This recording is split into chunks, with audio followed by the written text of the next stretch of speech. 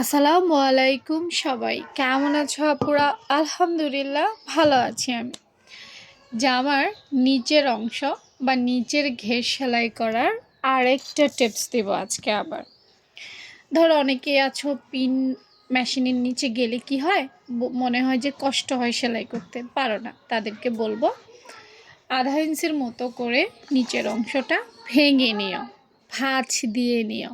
হ্যাঁ, 1/2 ইঞ্চি করে নিচের অংশটা যদি ভেঙে দাও বা আগে থেকেই ভাঁজ করে নাও, তাহলে কিন্তু কাপড়ের যেই ব্যালেন্স, এটা কিন্তু ঠিকঠাক হয়ে যায়। দেখো আমি আগে কাপড়ের 1/2 ইঞ্চি ভেঙে নিচ্ছি, এখন জাস্ট আরেকটা ভাঁজ দিয়ে, হ্যাঁ, মেশিনের নিচে দিয়ে সেলাই করে ফেলছি।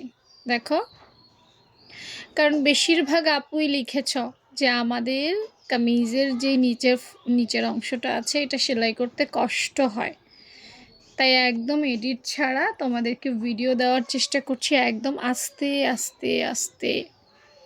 তোমরা একটু মনোযোগ দিয়ে ধৈর্য সহকারে ভিডিওগুলো দেখার চেষ্টা করো।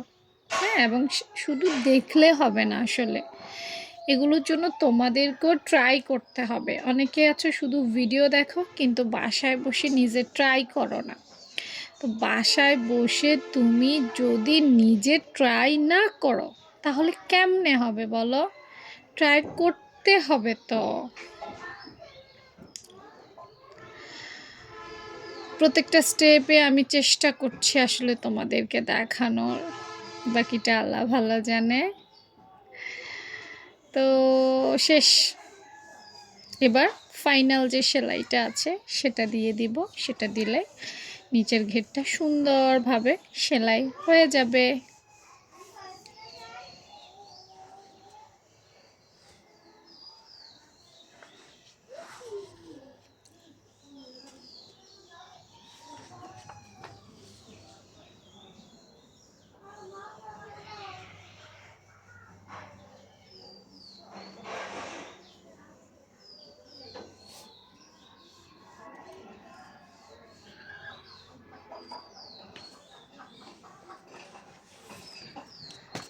দেখছো আপু, একদম কাছ থেকে দেখাচ্ছি কেমন হয়েছে।